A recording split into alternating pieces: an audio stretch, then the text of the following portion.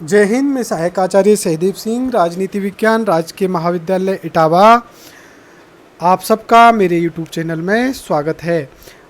आज हम पढ़ेंगे मौलिक अधिकार। इससे पूर्व भी हमने मौलिक अधिकार भाग 1 में मौलिक अधिकारों के बारे में, मौलिक अधिकार क्या हैं, मौलिक अधिकारों को मौलिक क्यों कहा गया है, और राज्य की परिभाषा, विधि की परिभाषा, और मौलिक अधिकारों की प्रकृति और मौलिक अधिकार और अन्य अधिकारों में अंतर के विषय में चर्चा की थी। आज के अध्याय में हम मौलिक अधिकारों का अनुच्छेद 14 को पढ़ेंगे, जो समानता का अधिकार है। तो देखिए, मौलिक अधिकार: समानता का अधिकार, स्वतंत्रता का अधिकार, शोषण के विरुद्ध अधिकार, धर्म की स्वतंत्रता का अधिकार, संस्कृति और शिक्षा संबंधी अधिकार, संवैधानिक उपचारों के अधिकार। इस प्रकार 6 मौलिक अधिकार हैं। आज हम पढ़ेंगे समानता का अधिकार।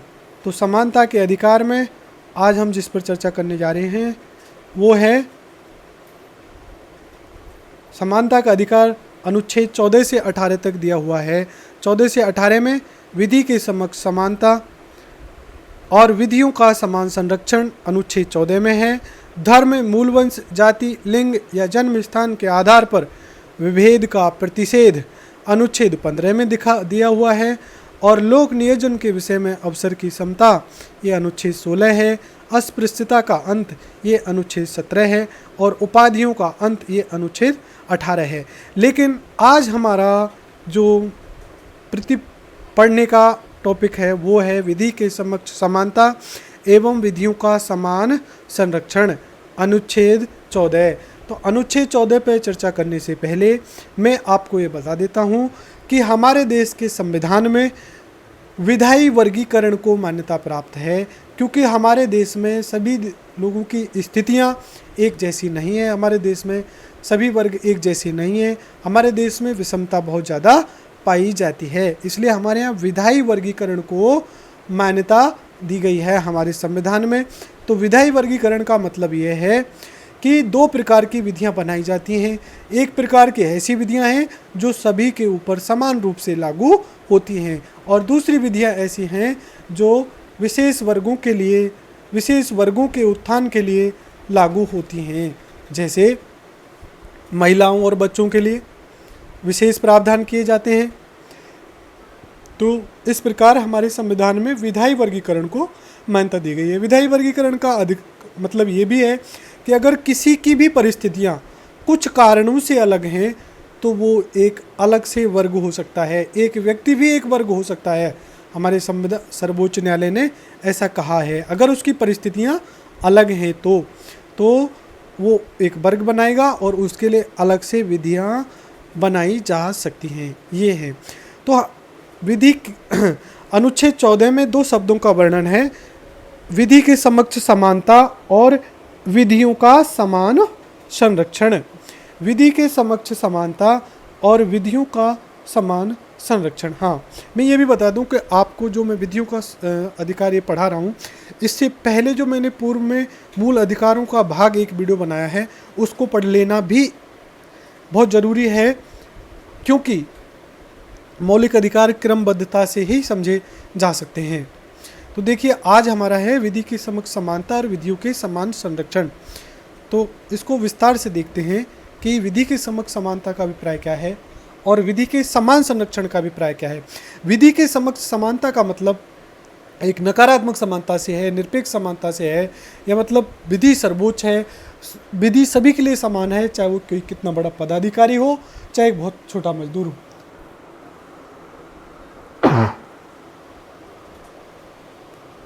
यह है विधि के समक्ष समानता। और ये विधि के समक्ष समानता की अवधारणा ब्रिटेन से प्रभावित है और ये डाइसी के कानून की समानता से प्रेरित है, क्योंकि ये सभी को एक समान, यानी किसी भी आधार पर किसी को कोई विशेष अधिकार नहीं। विधि सर्वोच्च है, विधि के आगे विधि से बड़ा कोई नहीं है। यह है विधि की समक्ष समानता।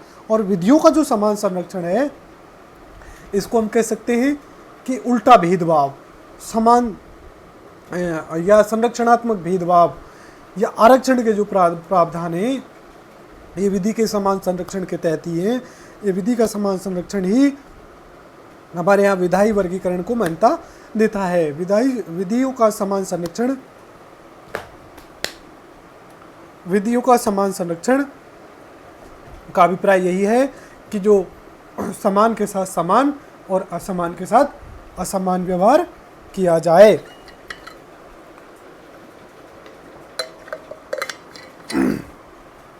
आइए इसको विस्तार से देखते हैं। सबसे पहले विधि के समक्ष समानता। क्या? विधि के समक्ष समानता। दो शब्द हैं, विधि के समक्ष समानता और विधियों का समान संरक्षण। तो हम पहले देखेंगे कि विधि के समक्ष समानता का अभिप्राय क्या है। इस पूरे अनुच्छेद 14 को पढ़ने के लिए हमने इसको 3-4 भागों में बांटा है। कौन कौन से में? पहले विधि के समक्ष समानता का अर्थ पढ़ेंगे, फिर विधि के समान संरक्षण का पढ़ेंगे, फिर विधि के समक्ष समानता और विधि के समान संरक्षण में क्या अंतर है ये अध्ययन करेंगे, फिर विधि के समक्ष समानता के क्या अपवाद हैं हमारे संविधान में, इन चीज़ों का अध्ययन करेंगे। तो विधि के समक्ष समानता का अभिप्राय देखिए, ये ब्रिटिश विचारक डाइसी के विचारों से प्रभावित है। ये ब्रिटिश संविधान से लिया गया है। इसका अभिप्राय है कि सभी व्यक्तियों पर एक समान विधि लागू की जाएगी, चाहे कोई राष्ट्रपति हो, चाहे कोई बहुत छोटा सा देश का नागरिक हो। यानी किसी को कोई विशेष अधिकार नहीं है, यानी विधि सर्वोच्च है। यह एक तरह से नकारात्मक विचार है। एक तरह से नकारात्मक विचार है। क्यों है ये नकारात्मक विचार? क्योंकि हमारे देश में सभी व्यक्तियों की स्थिति एक जैसी नहीं है, क्योंकि ये व्यक्तियों की परिस्थितियों की उपेक्षा करता है। इसलिए ये विधि का नकारात्मक विचार है। कैसा विचार है? नकारात्मक विचार है। तो एक बार देखिए विधि के समक्ष समानता का, बस शब्दों को समझना है कि विधि के समक्ष समानता का मतलब क्या है। यानी एक ही विधि लागू होगी सभी के लिए, किसी विधि के नाम पर कोई भेदभाव नहीं और किसी का कोई विशेष अधिकार नहीं, और विधि सर्वोच्च है। यह है विधि के समक्ष समानता। परंतु इसकी क्या कमी है? ये नकारात्मक है। ये नकारात्मक इसलिए है क्योंकि हमारे देश में व्यक्तियों की स्थिति एक जैसी नहीं है और व्यक्तियों की परिस्थितियों की उपेक्षा करता है। तो ये हुई विधि के समक्ष समानता की बात। अब हम पढ़ेंगे विधियों का समान संरक्षण। विधि के समान संरक्षण का मतलब है ये एक सकारात्मक विचार है। कैसा विचार है? सकारात्मक विचार है। ये अमेरिका के संविधान से लिया गया। कहाँ से लिया गया? अमेरिका के संविधान से लिया गया है। ये क्या है? सामाजिक परिस्थितियों के आधार पर कानून में विभेद किया जा सकता है। समान लोगों के साथ समान, असमान लोगों के साथ असमान व्यवहार किया जाएगा। इसे हम संरक्षणात्मक भेदभाव या उल्टा भेदभाव भी कहते हैं। ये आरक्षण का भी आधार है। अब हम पढ़ेंगे विधि के समक्ष समानता और विधि के समान संरक्षण में अंतर। चूँकि विधि के समान संरक्षण हमारे लिए क्यों जरूरी है? क्योंकि विधि के समान समक्ष समानता की बात तो नकारात्मक है, क्योंकि हमारे देश की स्थिति कैसी है? एक जैसी नहीं है। इसलिए हम विधि के समान संरक्षण की बात करते हैं। विधि का समान संरक्षण एक सकारात्मक विचार है। ये अमेरिका के संविधान से प्रेरित है। ये सामाजिक परिस्थितियों के आधार पर कानून में विभेद कर सकता है और समान लोगों के साथ समान व्यवहार, असमान लोगों के साथ असमान व्यवहार। इसे हम संरक्षणात्मक भेदभाव या उल्टा भेदभाव भी कह सकते हैं। उल्टा भेदभाव इसको क्यों कहेंगे? संरक्षणात्मक भेदभाव क्यों कहेंगे? क्योंकि इसका अभिप्राय ये है उल्टा भेदभाव का कि मान लीजिए कोई व्यक्ति जो राज्य के लिए ज़्यादा टैक्स देता है, ज़्यादा मेहनत करके पैसे कमाता है, वो व्यक्ति राज्य के लिए ज़्यादा टैक्स देगा। जो ज़्यादा मेहनत करेगा, ज़्यादा पैसे कमाएगा, वो ज़्यादा टैक्स देगा। परंतु उसके टैक्स से जो सुविधाएं की जाएंगी वो समाज के वंचित वर्ग को की जाएंगी। इसके लिए उसको उल्टा भेदभाव या संरक्षणात्मक भेदभाव भी कहा जाता है। अब विधि के समक्ष समानता या विधि के समान संरक्षण में अंतर।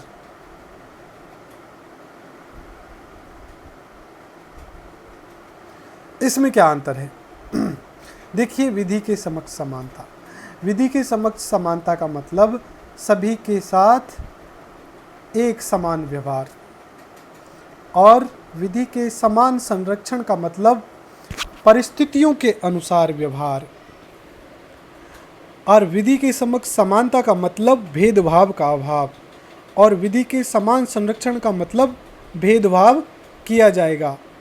विधि के समक्ष समानता का मतलब सभी व्यक्तियों के लिए समान विधि लागू होगी। और विधि के समान संरक्षण का मतलब विभिन्न समूह व व्यक्तियों के लिए पृथक विधियों का निर्माण होगा। विधि के समक्ष समानता का मतलब ये नकारात्मक है, क्योंकि राज्य व्यक्तियों के लिए सुविधा प्रदान नहीं करेगा, जबकि हमारे देश में सभी व्यक्तियों की स्थिति एक जैसी नहीं है। और विधि के समान संरक्षण का मतलब एक सकारात्मक विचार है, क्योंकि ये वंचित वर्गों को राज्य के द्वारा संरक्षण किया जाएगा। तो यहाँ जो बात यह है कि विधि के समक्ष समानता और विधियों के समान संरक्षण को समझने के लिए आपको शब्दों को ध्यान देना है। ठीक है, हमने अंतर भी पढ़ लिए। अब हम पढ़ेंगे विधि के समक्ष समानता के अपवाद, यानी विधि के समक्ष समानता के अपवाद क्या हैं। हमारे यहाँ राष्ट्रपति और राज्यपाल को विधि के समक्ष समानता से छूट दी गई है।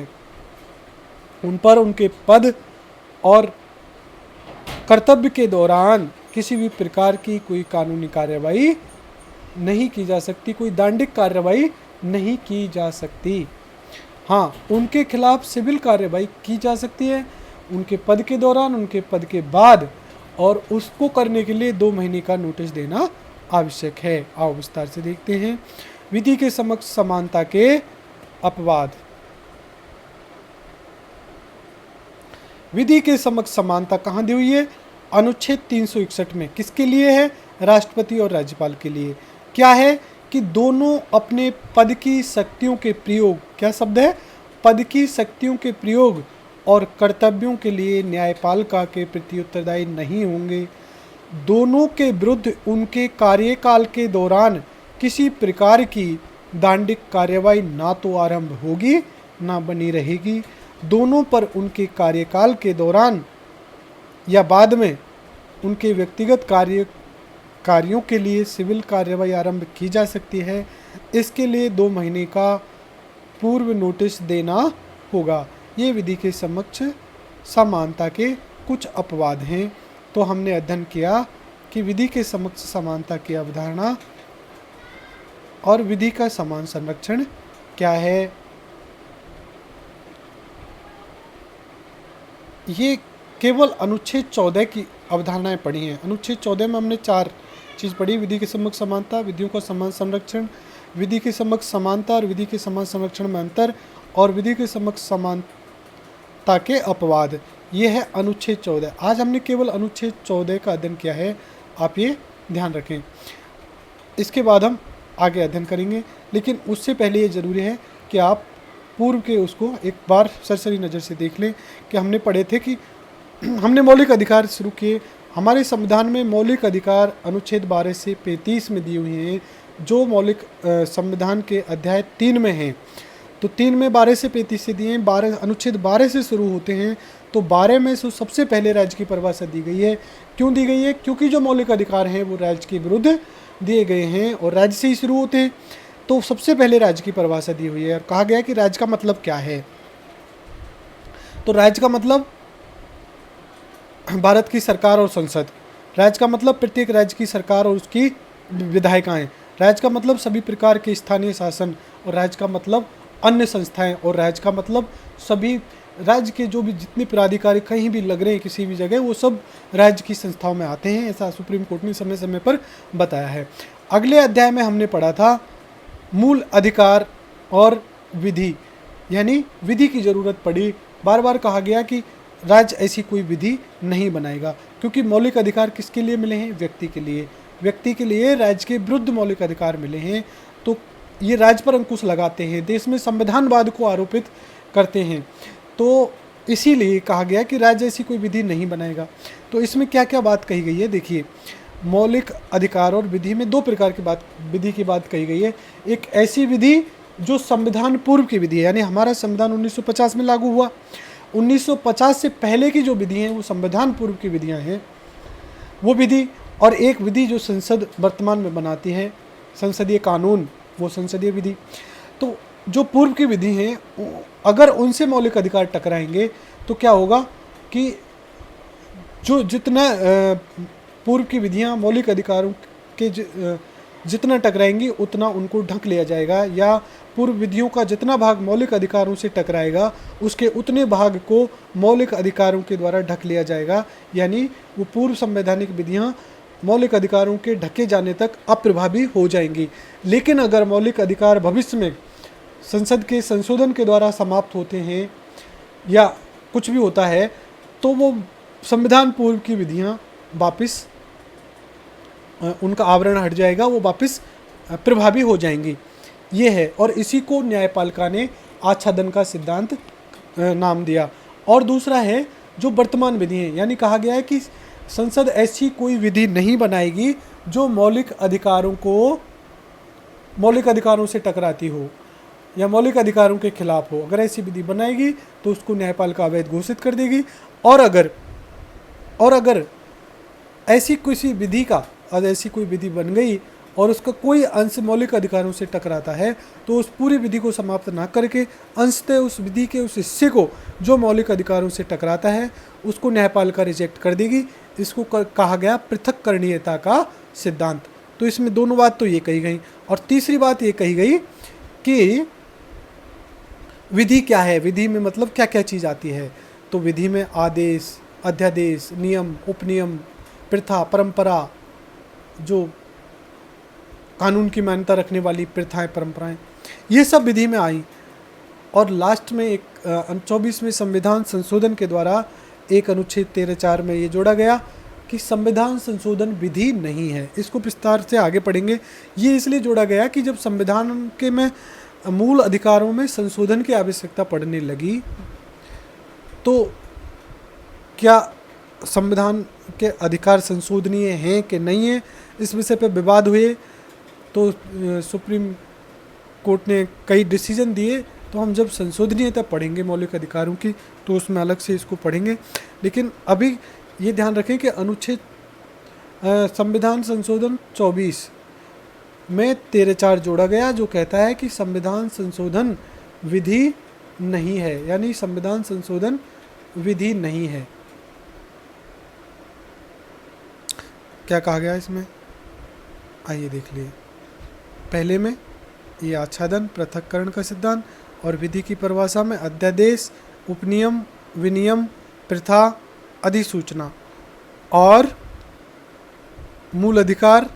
और क्या है ये 24वां संविधान संशोधन द्वारा जोड़ा गया। ये क्या जोड़ा गया कि संविधान संशोधन विधि से पृथक है, यानी विधि की परिभाषा में संविधान संशोधन नहीं है।